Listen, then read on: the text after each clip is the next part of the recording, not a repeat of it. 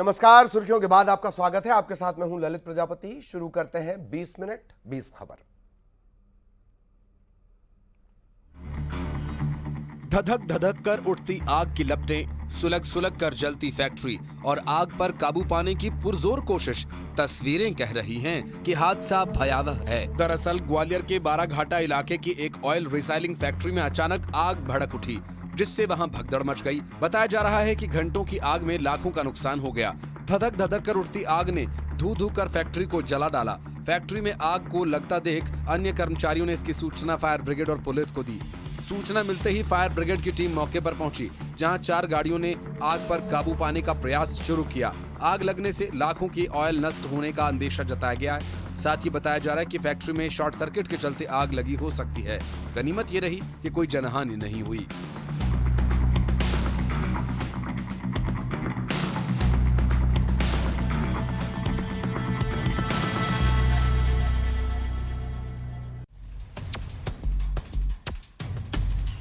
सड़क पर हंगामा, आधी रात नशे में ड्रामा, बवाल मचा, लात घूसे चले और गाली गलौज हुई। ये सब कुछ हुआ वो भी राजधानी रायपुर की सड़क पर। तस्वीरें देखिए और अंदाजा लगाइए कि राजधानी में क्या हो रहा है।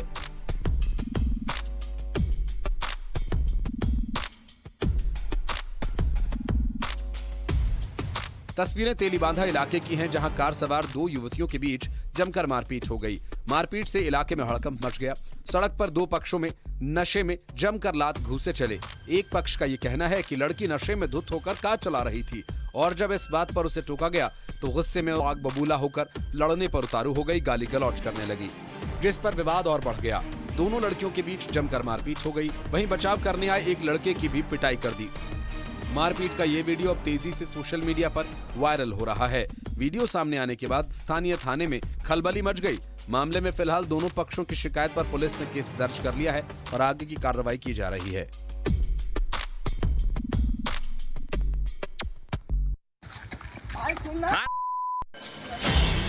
सड़क पर संग्राम हो रहा है, लात घूसे चल रहे हैं, गालियों की बौछार हो रही है। ये आपस में ही भिड़ रहे हैं। ये स्कूल कॉलेज में पढ़ने की उम्र में ये लड़ाई कर रहे हैं। इनका आपस का विवाद इतना बढ़ गया कि एक दूसरे की जान लेने पर उतर आए। और अब ये जान लीजिए कि आखिर ये लोग हैं कौन। दरअसल ये राजधानी रायपुर कलिंगा यूनिवर्सिटी के छात्र बताए जा रहे हैं, जो बीबीए फर्स्ट सेमेस्टर में पढ़ाई कर रहे हैं।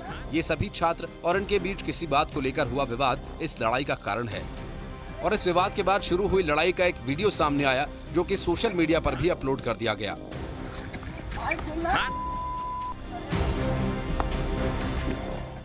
हालांकि वीडियो सामने आने के बाद प्रशासन का डंडा चला और इन नौजवानों को बता चुके हैं कि इस लात घूसे बरसाने के एवज में उनके खिलाफ धारा 294, 506, 323, 343 और 34 के तहत मामला दर्ज कर लिया गया है।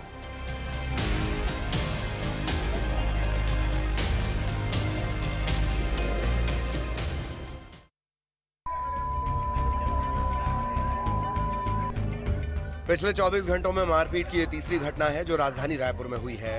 अब तस्वीरें राजधानी की पुलिस व्यवस्था पर सवाल उठाने लगी हैं। पहले वीडियो देखिए, फिर मामले की तह तक जाएंगे और बताएंगे कि मारपीट की आग कहां से उठी।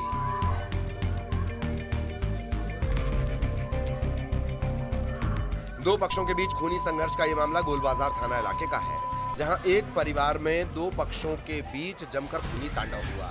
इस पारिवारिक युद्ध में एक पक्ष के लोगों ने दूसरे पक्ष की युवतियों पर पत्थर से हमला कर दिया, जिसमें युवती का चेहरा बिगड़ गया। वो खून से लथपथ हो गई। इतना ही नहीं, उसके कपड़े भी फाड़ दिए गए। मतलब परिवार के लोगों में एक दूसरे के प्रति ऐसा गुस्सा था कि परिवार की इज्जत और मर्यादा को भूल गए। मारपीट में जमकर हंगामा हुआ और गाड़ी में तोड़फोड़ हुई।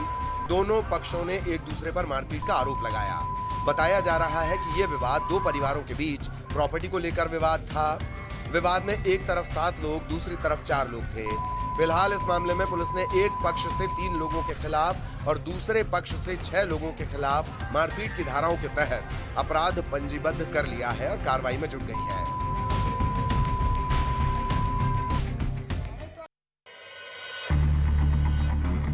वैसे तो प्रत्येक बच्चे की प्रथम पाठशाला उसका घर होती है। माता पिता बच्चों को बेहतर इंसान बनाने से लेकर उनके आने वाले भविष्य को सही राह पर लाने के लिए स्कूल भेजते हैं। लेकिन जब स्कूल में बच्चों पर विकास की रोशनी की जगह काम का बोझ डाला जाए तो आप समझ सकते हैं कि बच्चों का भविष्य कितना सुनहरा होगा। एक ऐसी ही तस्वीर बिलासपुर से आ रही है जो कह रही है कि यहाँ के स्कूल में होनहारों के साथ खिलवाड़ हो रहा है। तस्वीरें देखिए जो तनपुर के उछिना पारा से आई हैं, जहाँ स्कूली बच्चों से मजदूर की तरह काम करवाया जा रहा है। जिस हाथ में किताब होनी चाहिए उस हाथ में लकड़ियों का गट्ठा है। अब इसका वीडियो तेजी से वायरल हुआ है जिसमें बच्चे मजदूरों की तरह काम करते देखे जा रहे हैं। वायरल वीडियो के बाद अभिभावक आक्रोश में है, लेकिन शिक्षक को इस बात से कोई फर्क नहीं पड़ता। अब देखना यह है कि इस खबर के बाद स्कूल के शिक्षकों पर क्या कार्रवाई होती है।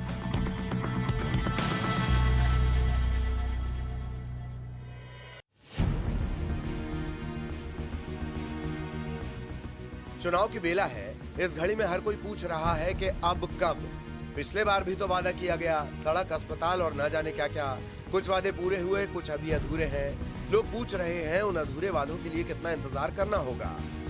इस जर्जर सड़क को देखिए, जहां गाड़ियां चलती हैं तो उसकी एक एक हड्डी के टूटने की आवाज से गांव गूंज उठता है।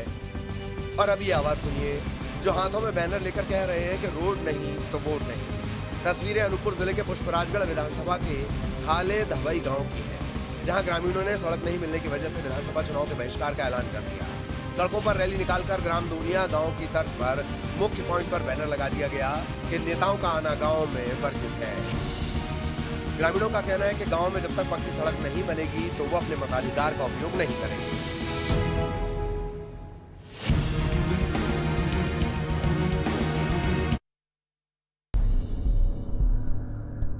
पीएससी घोटाले की आग सड़क पर दिखने लगी, जो दिन ब दिन तेजी से फैलते जा रही है।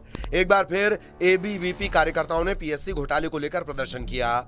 इस दौरान सैकड़ों प्रदर्शनकारी सड़क पर उतर आए।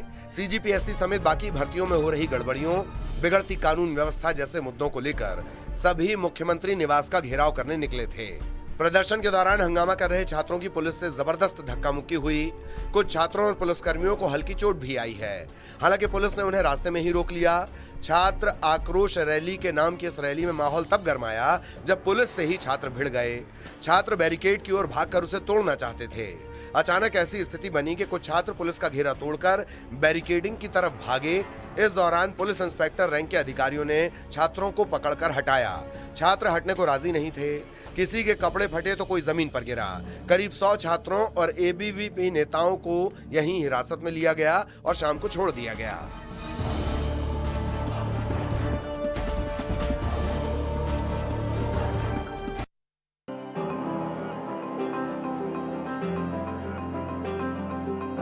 एक बार फिर पर्यटकों के लिए पन्ना टाइगर रिजर्व में अकोला बफर गेट शुरू हो गया है।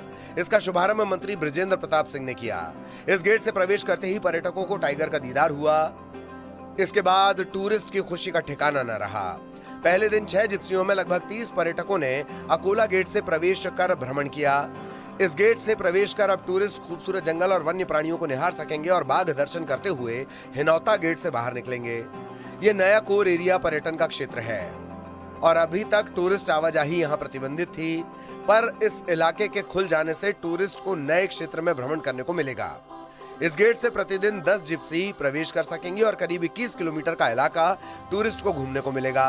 आपको बता दें कि बफर की सवारी के लिए झन्ना और अकोला गेट से पहले सुविधा थी, लेकिन अब कोर एरिया में सफारी के लिए तीसरे गेट की शुरुआत की गई है।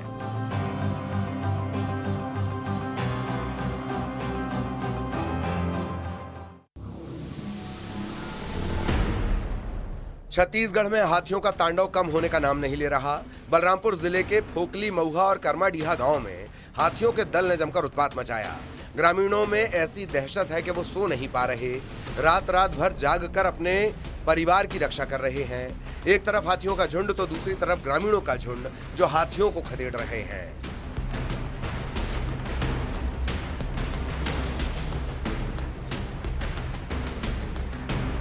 आपको बता दें कि हाथियों के दल ने खड़ी फसलों को रौंदकर पूरी तरह से बर्बाद कर दिया है। हाथियों के इस उत्पात पर वन विभाग ने ग्रामीणों को अलर्ट किया है और लगातार हाथियों पर नजर बनाए हुए है। पहले ग्रामीण हाथियों को खदेड़ने में लगे रहे, फिर वन विभाग हाथियों के झुंड को खदेड़ने में जुट गया, लेकिन इसके बावजूद नाकामयाबी हाथ लगी। इसके बाद ग्रामीणों का डर दिन ब दिन बढ़ता जा रहा है।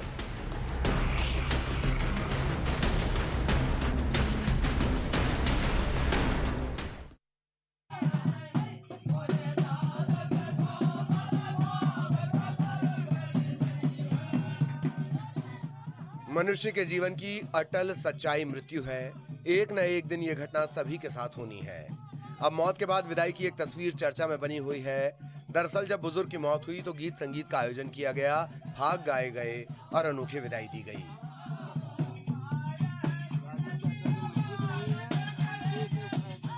ये तस्वीरें रीवा के त्योंथर इलाके के झोटिया गांव की हैं, जहां घाट पर बुजुर्ग राम प्रताप सिंह का शव है और उसके चारों तरफ बैठे लोग ढोल बाजे की धुन पर भाग गाए जा रहे हैं। दरअसल राम प्रताप जो अब इस दुनिया में नहीं है, उनकी मौत हार्ट अटैक से हो गई। वो बुंदेलखंड का पारंपरिक लोकगीत भाग के शौकीन थे। मृतक राम प्रताप सिंह बघेलखंड के लोकगीत भाग के परंपरागत गायक भी थे। दूर दूर जाकर इस गीत को गाया करते थे। पूरे जिले में उनका नाम था। 84 वर्षीय राम प्रताप सिंह की मौत से उनका परिवार गम में जरूर था, मगर अंतिम विदाई खुशी खुशी दी गई। जब बुजुर्ग की मौत हुई तो बेटे ने अनोखी विदाई देने का फैसला किया और पिता को भाग गाकर अंतिम विदाई दी। इस मौके पर गांव के सैकड़ों लोग इकट्ठा हुए। अंतिम दर्शन से लेकर शमशान में मुखाग्नि तक भाग गीत गाए गए। इसका वीडियो अब तेजी से वायरल है।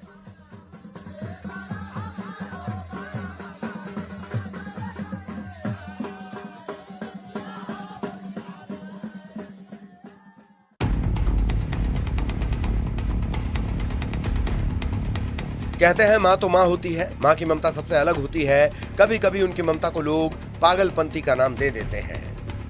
ऐसी ही एक तस्वीर उज्जैन से आई है, जहां एक माँ की ममता को पागलपंती का नाम दे दिया गया। तस्वीरों में दिख रही ये वृद्ध महिला जो कार के बोनेट पर चढ़ी हुई है, ये जमुनाबाई पचोर है, जो उज्जैन के अशोकनगर में रहती हैं। उम्र के इस पड़ाव पर बुजुर्ग महिला की जिद थी कि उनकी बेटी उनके साथ रहे। बेटी ने भी ऐसा किया। वो अपनी माँ के पास पहुंची, कुछ वक्त साथ बिताया, लेकिन जब वो अपने घर जाने लगी तो माँ ने अपनी बेटी को रोकना चाहा और कार के बोनेट पर चढ़ गई। रोकने लगी, वो अपना आपा खो बैठी और अपनी नातिन के साथ हाथापाई करने लगी। उनकी जिद थी कि उम्र के इस पड़ाव पर वो अपनी बेटी के साथ रहना चाहती थी। वहीं बेटी का ये कहना कि वो माँ की वजह से अपने बच्चे और पति को छोड़कर आई थी। इसके बाद जब वो माँ को छोड़कर जा रही थी तो उसकी माँ ने उसे रोकने के लिए कार पर चढ़कर नाराजगी जाहिर की। बेटी कहती है कि माँ का दिमागी संतुलन ठीक नहीं है। अब यह तस्वीर खूब तेजी से वायरल हो रही है। तस्वीरें कह रही हैं कि भले ही माँ ने उम्र के इस पड़ाव पर दिमागी संतुलन खो दिया हो, लेकिन ममता आज भी माँ वाली ही है।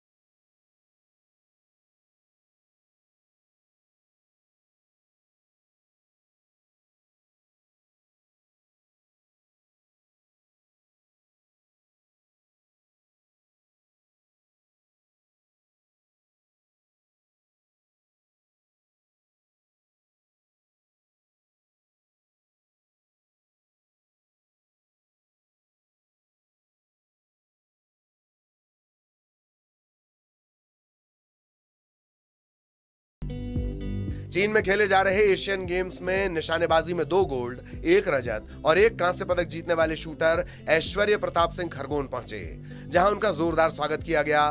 खरगोन जिले के छोटे से गांव के शूटर ऐश्वर्य प्रताप सिंह ने गोकुलदास पब्लिक स्कूल से पढ़ाई की थी।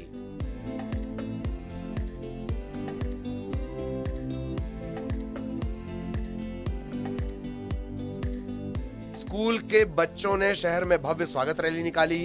इस दौरान ऐश्वर्य खुली जीप में सवार रहे। उनका जगह जगह भव्य स्वागत किया गया। साथ ही कलेक्टर शिवराज सिंह वर्मा और एसपी धर्मवीर सिंह की मौजूदगी में स्कूल में ही ऐश्वर्य का अभिनंदन किया गया। इस दौरान ऐश्वर्य से ऑटोग्राफ लेने के लिए स्कूली बच्चों की भीड़ उमड़ पड़ी।